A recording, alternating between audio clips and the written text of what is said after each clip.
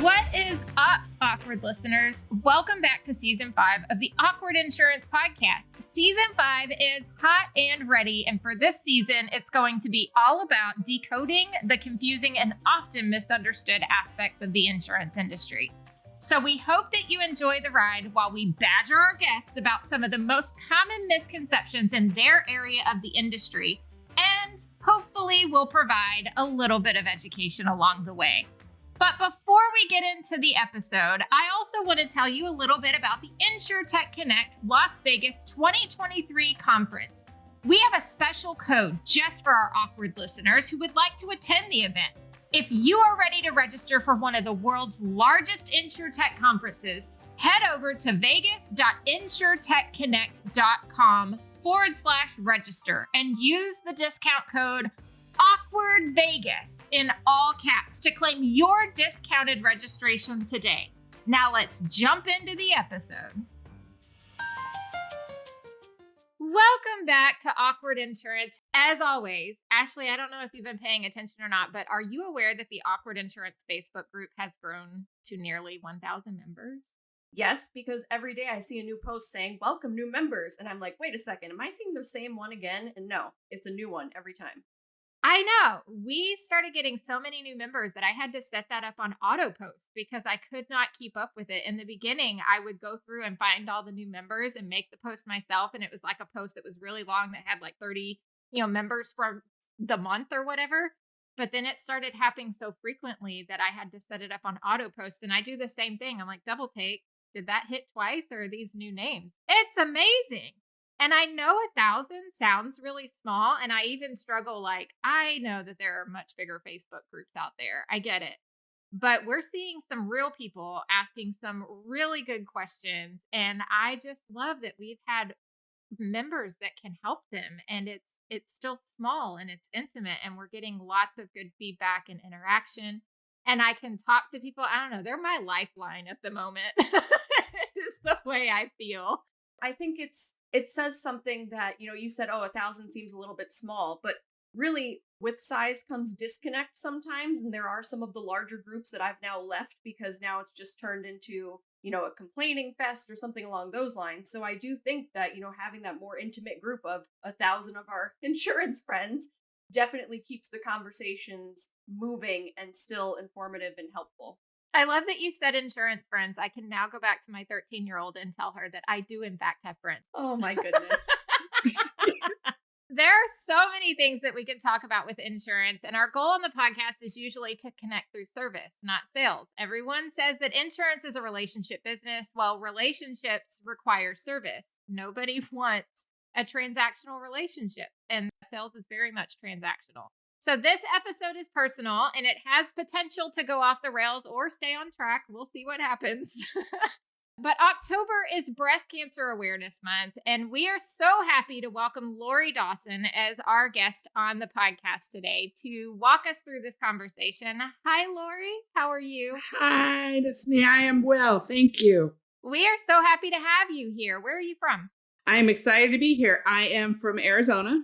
I've been in Arizona for since 1979. So very long time. Laurie, I hear you are the owner of Treaster, Dawson Associates. So you're the Dawson out of Treaster, Dawson Associates, and that's an independent agency that is specialized in employee benefits and human resource administration. You've been an owner for around 33 years now? Yes, ma'am. Jeebus. That's almost as long as I've been alive. It's almost as long as I've been alive. Oh my gosh. Laurie, you said that you bring more than 37 years of experience in both public and private sector employee benefits and human resources administration, which is one reason I was really excited to accept the connection from a friend of mine to kind of explore a relationship with you and find out what we could do on a podcast together.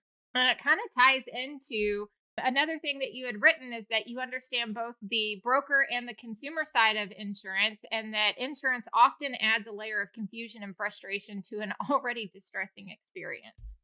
We all know how distressing breast cancer can be. And I think one of the things when I was talking to you before, we decided on a podcast is, even though I was focused on Breast Cancer Awareness Month, because that's what October is, and a personal story of my own, this conversation can really apply to anything. So I felt so pulled to start season 5, which this will be the first episode of season 5 for us, and also marks, I'm pretty sure, the 3-year anniversary of Awkward Insurance. So I just got goosebumps saying that because I totally forgot.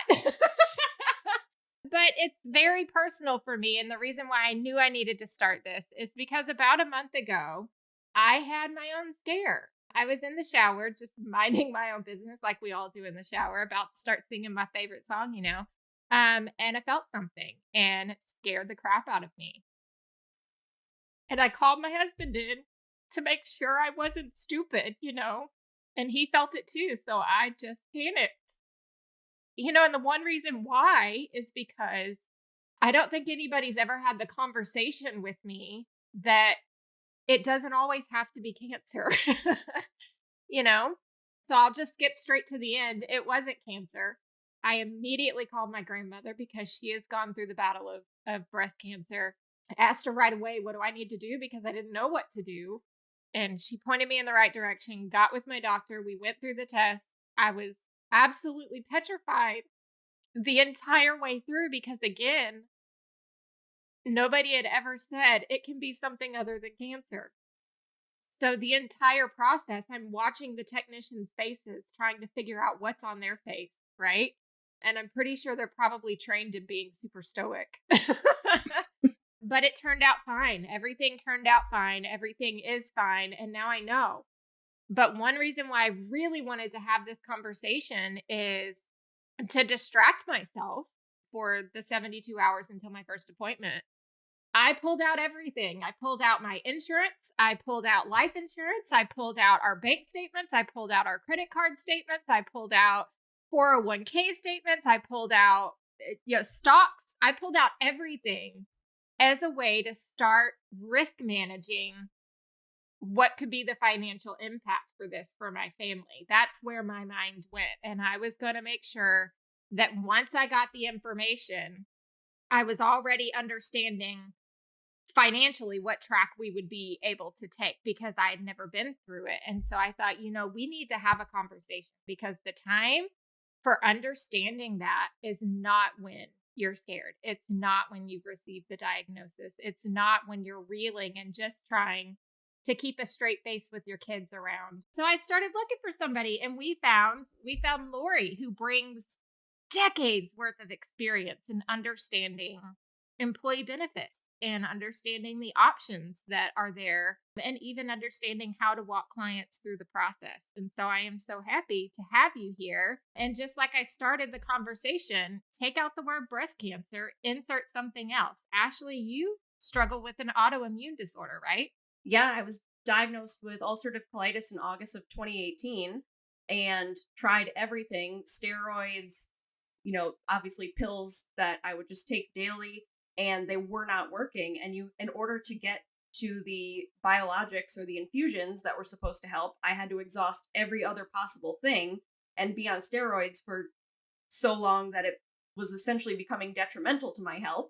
And now I've been on the infusions for the last 2 years, and thank goodness they're fully covered by insurance because every one of them, which is the medicine is like less than half of a teaspoon diluted in water or saline or whatever, and it's $36,000 every 6 weeks. Oh my God. So it's like, I feel bad for people that don't have the resources to get the care that they need. But I will say you and I are very different people in that as much as I love risk management and organizing and all of that stuff, when something is going wrong in my life, I just cross my fingers that my health insurance is going to cover it because I don't know anything about that. I could talk about P&C all day long, but when it comes to benefits, I'm like, all right, fingers crossed. I hope I don't get a bill.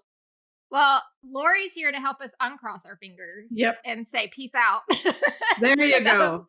To those worries. Before we dive into that, though, could I take you back for a second, Ashley, to 2018 and when you got whatever was going on, but when you sat down with your doctor and heard your diagnosis for the first time, what was that for you? It was definitely, you know what? I'd rather talk about a more recent one because this is also something that I haven't really talked about. Yeah, for sure. And I think, it kind of goes hand in hand with what we're discussing. I went to the doctor a couple years ago, and I was just giving my family history. I think it might have been my intake when I moved here to Ohio, and just like my general practitioner doctor. And we were discussing my family history, and my family has a history of ovarian cancer on my mom's side and other types of cancer as well, but that was a main one. And it was just this past September that they finally talked me into, of last year, they finally talked me into getting that test, and I'm going to forget the name of it. Is it the BRCA test to Right. see if you have the gene? Well, a couple of years ago when they said, "Oh, do you want to get this test?" They said it might not be covered by insurance, whatever. I said, "No, that's okay, because if I do have the gene, I'm just going to worry myself sick, because I'd be worried all the time."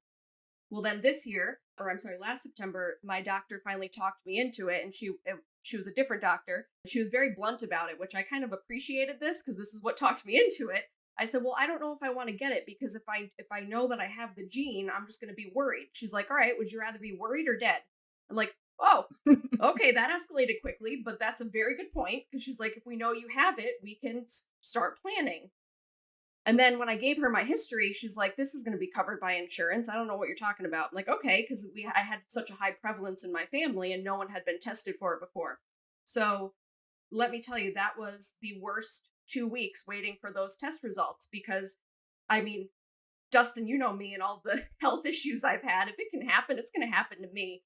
If it's something weird, it's going to happen to me. So I was for 2 weeks convinced that I had it, which obviously didn't help my ulcerative colitis Oh, either. gosh. But good news, I don't have the gene, miraculously, Yay. so that was a plus. But I mean, that was a 2 week struggle of, okay, is this going to happen or not? What am I going to do? Yeah. Thanks for sharing that. I really appreciate that. And I'm honestly very shocked as a risk manager that you wouldn't want to know about the risk. Nope, didn't want to know. Oh my gosh. And not uncommon. All right. So, Lori, what's on your mind? What are you thinking? I'm thinking that you guys aren't too different from 98% of the population. Yeah. We've all been there in one, well, we haven't all, some of us have in different issues, but there are a handful of things with breast cancer that on the preventative side, that a few glitches on the preventative side that can be problematic. The majority of issues actually are things that everyone deals with or can deal with, cancer or no cancer, but we can hit some of the preventative issues that people run into. Since you and I spoke a couple weeks ago, I did a little bit of perusing with clients and said, okay, are there any issues you guys have run into that you haven't told me about? And I found a few. Oh my gosh. So, all on the preventative end primarily. That right there, that is honestly everything that I hope for out of having a conversation like this over insurance, is that a conversation between us sparked you to ask more questions and you found a way to help your clients. I mean, that's all I could ever ask for. Well, it's awesome. I tell people I'm not a great salesperson, but I'm a wonderful educator. I love that. So if we can educate, people will generally make the right choices. Right? I mean, that goes back to sales is transactional, insurance is a relationship business, and nobody wants a transactional relationship.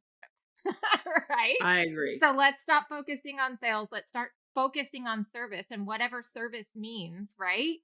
Let's take it back one step before we start talking about kind of what you have to offer. I want to ask, what questions did you ask your clients when after we talked? I think it would be a great idea to say, what questions did you ask your clients, so anybody else asking themselves, what questions do I need to be asking my clients, can start from there. Well, I specifically went to clients that had dealt with cancer and I knew that situation. Okay. So I asked them what issues they ran into that I was not aware of. If they have trouble, they call me. If they can't resolve it, but what didn't they call me about? What hadn't they spoken to me about? And that's where I ran into some answers. Yeah. So you started by saying that you found some answers that indicated some problems on the preventative side. Let's go into that. Okay, the Affordable Care Act, most people realize that it requires health insurance companies to pay for up to one screening for mammograms per year for women 40 and over. That statement really kind of points out two problems. In most cases, women under 40 have to demonstrate that they have a high risk of breast cancer before an insurance company is going to pay for a mammogram on the preventative side. The appeals Yeah. process can be tedious, it can be time consuming, and it can be frustrating as all get out. So basically, women have to document their family history and they need to get a doctor on board as part of the appeal in order to get an insurance company to pay for a preventative mammogram if they're younger than 40. What's really interesting is before mine was obviously ordered for non-preventative reasons, I was in my doctor's office only a month before that doing our annual visit and blood work and all of that. And I'm 38. And he says, "Oh, well, it's not time for this screening yet. But, in a couple of years," yeah, he asked me the history. It's like, "Oh, well, it'll be fine because it's on my grandmother's side. She's older." And so he just went on. He was like, "Just in a couple of years, we'll go down that route." And 1 month later, I was sitting back in his office in tears. And instead of it being a preventative measure, it was, what do they call it? A diagnostic screening instead of a preventative screening. So I didn't know though that if you went in and asked, like, "I'm 38 and I'm terrified, can I get a screening?" you would have some issues. So how do you overcome that? You said you document your family history and you get a doctor on board. That's pretty much it. The doctor is going to need to demonstrate that the woman is at high risk and that a preventative mammogram is the standard medical procedure Yeah. in the next process. And if they can do that, the insurance company still, it may take 2 or 3 attempts at an appeal, which equates to sometimes a few months, Yeah. but it can be overturned. Alternately, if a woman thinks they're at high risk and they don't have the time, won't invest the time, they can of course pay for that mammogram, and we'll talk about that in a little bit. I'll share with you some suggestions in the event that you are going to have to pay for mammogram on your own. Yeah. What else did you find? So that mammograms, when the doctor's office calls back a woman after her preventative mammogram and the conversation goes something like, "Your mammogram came back with dense breast tissue, probably no big deal, but the doctor wants to order a second exam just to be sure." Many times the patient, very agreeable, go in, schedule the mammogram, they have the mammogram. They are completely unaware until several weeks, maybe a couple months later, they get a big bill in the mail. Mm. And then they learn that that second mammogram is not covered like the first one was under the preventative treatment. It Mm. is 100% her responsibility if the insurance doesn't cover it, but generally will apply to her deductible or coinsurance. With deductibles as high as they are right now, across the board, almost exclusively, and coinsurance rarely covering those preventative tests, she's probably going to pay the cost for that second mammogram because she didn't know up front. This is really a situation where knowledge is power. And if we can educate our employees, our clients as to what's involved, they can then be wiser consumers. There are 2 types of mammograms. Most women aren't aware. There's a 2D mammogram and a 3D mammogram. 2D mammograms, from what I'm aware, better serve women with less dense breast tissue. 2D mammograms use less radiation, so that's the gist. 3D mammograms produce pictures in much more detail. They offer fewer false positives. They're generally effective on women 65 and over. So for some women, especially those who know up front that they have dense breast tissue, that the 3D mammogram may be a better option right up front. That's something that if women are aware that they may have to pay the cost of their mammogram, Mm. they can discuss that with their doctors. Not all insurance companies cover preventative 3D mammograms. So that's issue number 1 or hurdle number 1. If the doctor believes the woman needs a 3D preventative mammogram, then again, she and her doctor need to appeal to the insurance company before the mammogram's done. And if the doctor can demonstrate that that's the generally accepted standard for medical care, they can probably get the insurance company to pay for that mammogram. I You've gone almost full circle there because I was like, I need to ask how you, and then you explained, and then I need to ask, and then you explain. But then I'm sitting here thinking, as a consumer, as somebody that could have gone through this, of course, mine was diagnostic again, but that could have gone through this. How am I supposed to know that? Shouldn't my doctor know that and be the one to walk me through that? I mean, I would argue that, yeah, I would wish the doctor would, but the reality is, if anybody's been into the doctor's office How many minutes do you have with your physician as a general rule? You see them for 5 minutes. They typically aren't going to go through all that. I have a lot of people ask me, why do you talk about this stuff? When I go into an employee benefit meeting, we talk about this stuff. And they're, why do you discuss these things? So because who else is going to?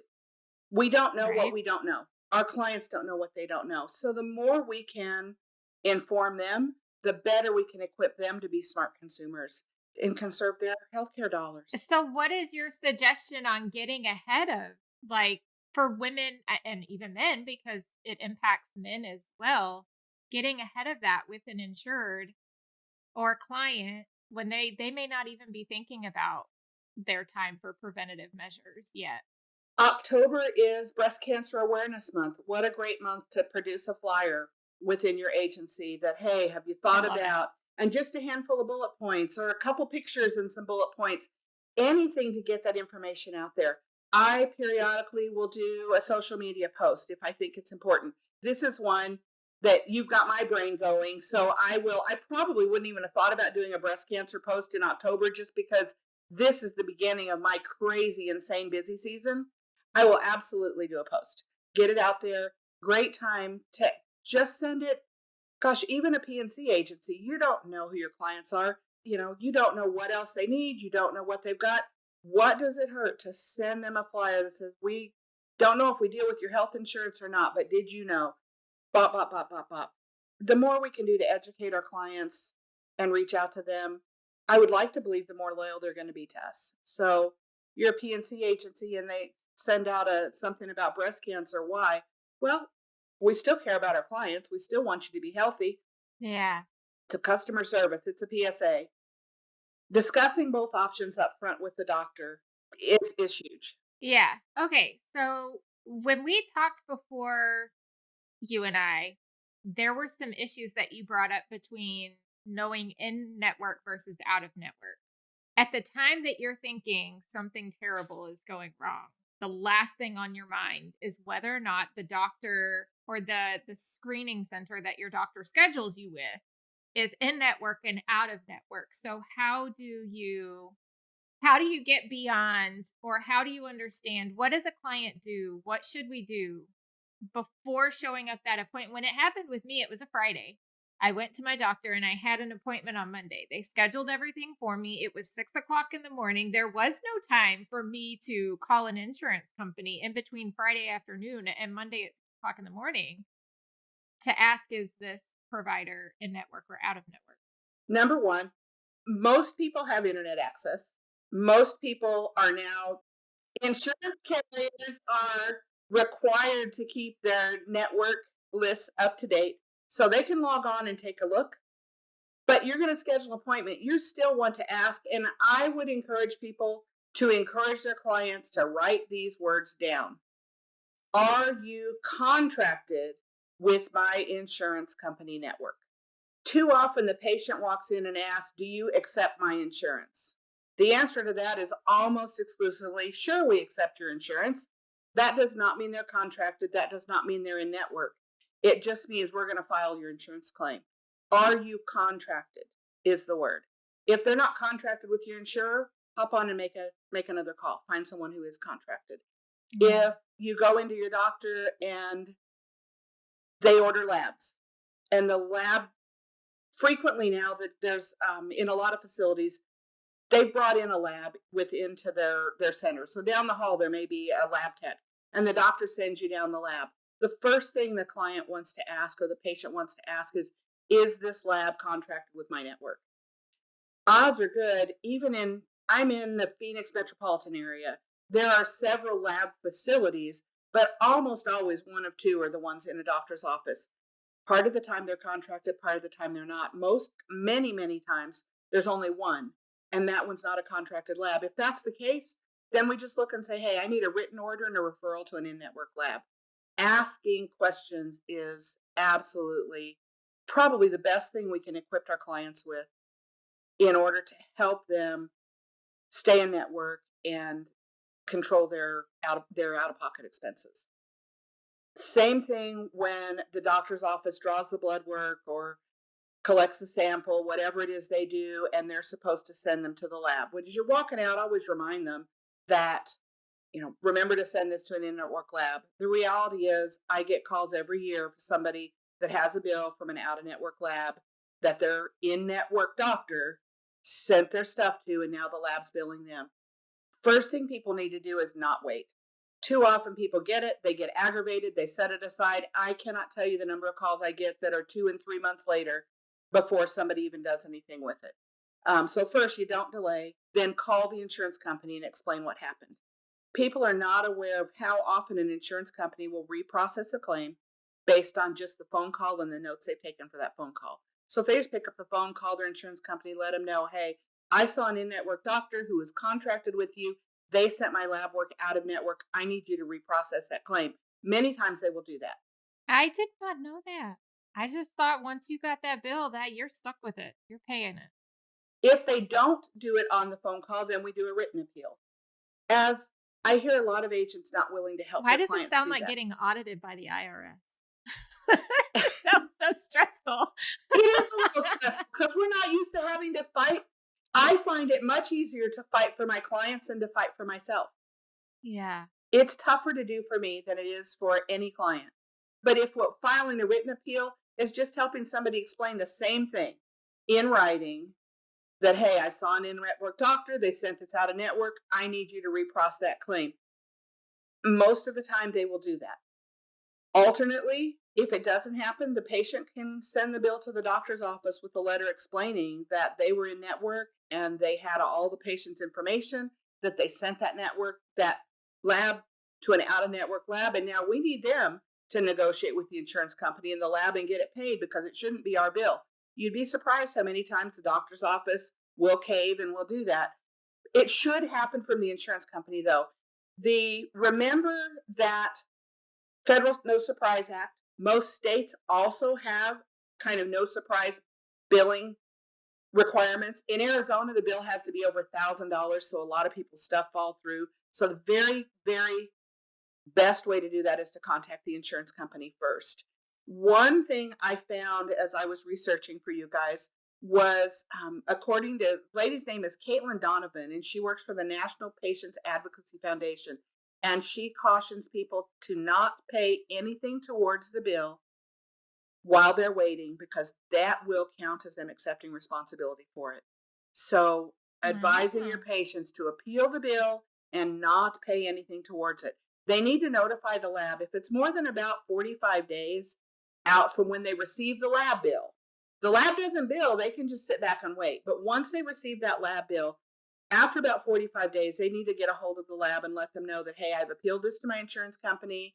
Most labs will then put at least a 30-day, if not a 60-day delay on it so that they can get it paid. Most of the time we can get those turned over. But it does take a little action on the patient's part and not delaying. I cannot tell you the number of times people just throw that bill aside because they're aggravated. And it is aggravating. Ashley, you're spending a lot of time shaking your head. I know as somebody with a chronic illness, you probably are dealing with a lot of this stuff. Are you familiar with a lot of this? I mean, I'm going to be completely honest with you. With the infusions, like, I have had zero issues with that stuff getting paid, zero issues with my deductible. Knock on wood somewhere, because like I said, I cross my fingers that I'm just covered for things. I will say, and again, I'm all P&C. I can talk about P&C all day. When it comes to medical, I'm just like, I hope we're good. My husband had to go to the ER, I don't know, maybe in June or something, and he ended up, we weren't sure. It wasn't appendicitis because he doesn't have his appendix anymore. So we're like, what's going on? And he was like making noises in pain and agony that I've never heard before. I'm like, okay, maybe 48 hours later, this is still happening. We should take you to the ER. So we did. And fortunately, while it was serious and he was in pain for quite a while, it was gastritis. So it wasn't anything too super serious. But really all they did, they couldn't give him any pain meds. They just gave him basically the sodium whatever, chloride or whatever, they just hydrated him. We were there for 6 hours and then they let us go. And I'm like, all right. And I said, is there any pain meds we can give him just to get him through the next 48 hours? And they said, no, you just kind of have to sit with it. So fine, we get him home for the weekend. He sits with it. He starts to feel better. Then we get a bill in the mail for $6,000. All he did, we just sat there all day and he got some hydration. And I'm like, something doesn't seem right here. I mean, like, I know what we pay for insurance and I know that we have a good plan. I at least know that by looking at our plan to know that we have something that's good. And he ended up calling them, and I don't know what he did, but he handled this one all on his own. And I think he got the bill down to like $96 or something. No idea how, but they coded something wrong or they did something wrong, and he got that bill down. I'm like, well, thank goodness we didn't pay $6,000. Like, we didn't question it. My guess would be, Ashley, and it's only a guess, but very likely that they initially coded as a non-emergency ER visit because gastritis isn't life or limb threatening. That you know, it happens often because people go in. It happens for indigestion fairly frequently. People go in thinking they're having heart a heart attack. They went in like your husband thinking he's having an appendicitis attack. The reason you went in is different than the way the bill's coded. And when that happens, we just have to clarify to the insurance carrier, yes, the diagnosis was this, but the reason I went to the ER care was absolutely what I believed was life or limb threatening. They will then recode, reprocess, and process that correctly. It happens regularly. I bet that must be what happened, because like I said, we would not have gone to the ER, and I'm the one that's always like, "Oh, stop being a baby. You're okay." Like, I was starting to sweat like listening to him, and I'm thinking, "Oh man, you must really be in pain." So it was I would have been in pain if we had to pay that bill. So I'm glad that got worked out. Yeah, that would have hurt. Laurie, back on topic just a little bit. What do you think is the most commonly misunderstood situation or coverage or anything that's related to going in either preventative or you've just received a diagnosis of any type of cancer or chronic illness or whatever? What do you think is the most common misconception? If it's a chronic or critical illness, maybe the idea that I have to handle this on my own. Most insurance companies, when there's a chronic or critical illness, the insured can get a case manager to help them walk through this process. So if the diagnosis is chronic, if it's a critical illness, and they make a call to the customer service area, they can request a case manager. And that case manager then can help walk them through some of those processes. People think they're on their own, and they're really not. Did you know that, Ashley? I knew it. Somebody had come and talked to me in the beginning, and I didn't need it in my particular case because I had enough of support between like all the doctors that I had. But what I will say is every time I go to get an infusion, there are cancer patients around me getting other types of infusions instead of like, just my ulcerative colitis one. And I listen to people, which now that you're saying this, it must be case managers, and like how comforting they are towards these people that when they come in and they say, okay, here's what the next 6 months look like, or here's what the next 3 months look like. And they're giving them the process and saying that I'm going to be here for you. So that must be the case managers talking to them. And I always thought, man, that's got to be nice, because mine I can handle, but if it were cancer, God forbid, that would be a lot on my mind, and I wouldn't want to think about 6 months from now. So it is nice that that is an option. I think I remembered, Laura, you saying something about a claims concierge. That just sounds phenomenal to me to hear those words. The case manager usually comes through the insurance company. So if you're talking to somebody with the provider, it's probably somebody on the provider end, but the case manager is usually through the insurer, and they are there to help walk the patient through the insurance side and where to go. Sometimes it is, a lot of the insurance carriers use what we call centers of excellence. So these would be facilities around the country that have extremely successful rates in treating specific conditions. So they will help direct the patient to the places that will be most effective for them, help answer questions, help perhaps with medication comparisons, those kinds of things. Very, very helpful. Something I thought about too as we were, and I don't want to leave out because I kind of want to turn backwards a little bit to our preventative stuff since we're coming into the whole breast cancer awareness. Women who need a 3D mammogram whose insurance companies won't pay for them. If they've gotten down to the point that they know they won't pay, they can go ahead and schedule that 3D, double check with the insurer to see if they'll pay the cost for the 2D mammogram, and then simply pay the difference. That difference is probably $50 to $100. much less expensive than paying for a second mammogram when it comes back that they need it anyway. So that's one big one. Women need to check their state mammogram regulations. Some states require coverage of 3D mammograms. Arizona's not one of them, but some states do. A few states require coverage of diagnostic mammograms. Not very many, but some do, and it doesn't matter whether it's 1 or 6. Most states do not require women to be informed about their breast density.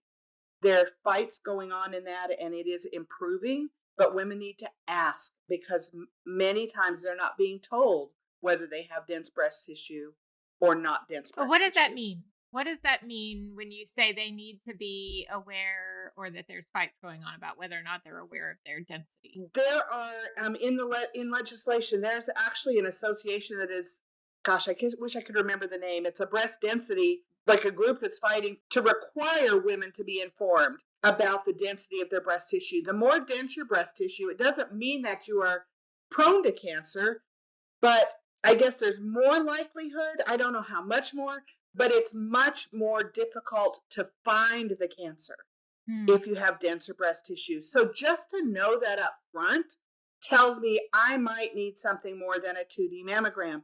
If it is extremely dense, I might need an MRI. Certainly diagnostically, the physicians use MRI and ultrasound, but in extremely dense breast tissue, some providers will recommend an MRI right up front.